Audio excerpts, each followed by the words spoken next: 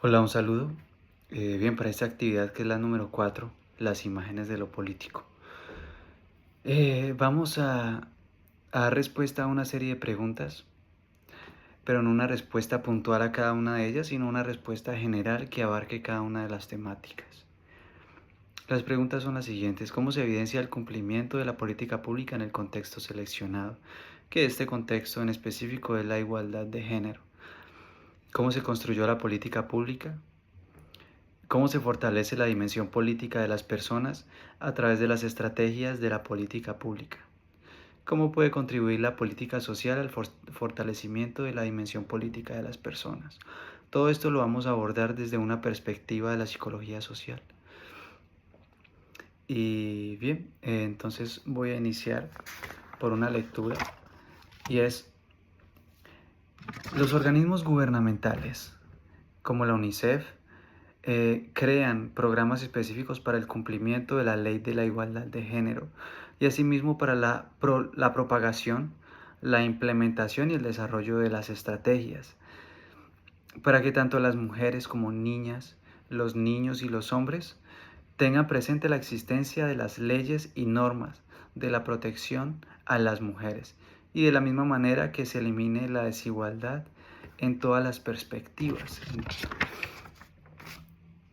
Eh, es muy claro y es muy evidente que a lo largo de nuestra historia, de la historia de nuestra sociedad, el papel de la mujer se ha visto marginado y siempre han tenido que hacer luchas, han tenido que hacer una larga pelea para lograr obtener derechos o acceso a la igualdad, que sean tratadas como iguales. Han tenido que pelear para que puedan estudiar, han tenido que pelear para que puedan votar, han tenido que pelear para que puedan ser aceptadas en puestos públicos. Mm, Hay países como Colombia, en este caso, que tristemente es uno de los países con mayor índice de desigualdad en el tema de la igualdad de género.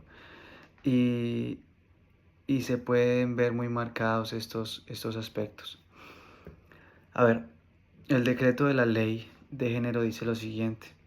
Dice que es el artículo 177 de la ley de 1450 del 2011, por lo cual se expidió el Plan Nacional de la Prosperidad para Todos del 2010 al 2014.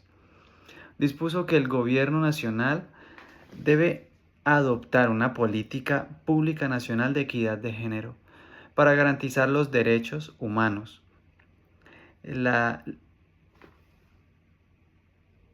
la integridad e interdependencia de las mujeres y la igualdad de género, teniendo en cuenta las particularidades que afectan a los grupos de la población urbana y rural. En este caso serían los afrodescendientes, los indígenas, los campesinos y los rom. La política desarrollará planes específicos que garanticen los derechos de las mujeres en situaciones de desplazamiento y el derecho en una vida libre de violencia. Eh, Estos últimos puntos suenan muy románticos, pero pues se puede notar perdón, se puede notar sin indagar mucho en el tema de que no es así. Solamente ver las noticias y nos daremos cuenta de que aún existe violencia de género, aún las mujeres siguen peleando por sus derechos, aún sigue habiendo un trato discriminativo hacia ellas en temas laborales. Siguen habiendo ciertos trabajos puntuales a los que ellas no pueden acceder porque, bueno, en algunos casos es cierto, algunas mujeres no tienen la suficiente fuerza como por ejemplo para trabajar en la construcción cargando los bultos de cemento, mezclando, pero debido a la necesidad algunas mujeres se lanzan a ese punto y lo hacen. Pero bueno, sería más una decisión de ellas que de unas normas preestablecidas que no las tengan presentes a ellas. Dice Paro y Martínez del 2022 que en función del análisis efectuado en los apartados anteriores se han identificado en Colombia como principales obstáculos que impiden el pleno ejercicio del derecho de las mujeres. A ver, y revierten sobre su pobreza, sobre la desigualdad socioeconómica, los patrones culturales patriarcales que resultan discriminativos y violentos, incluyendo las situaciones de desplazamiento y de conflicto. Esto es citado en Iguanzo y Rodríguez Rodríguez del 2019.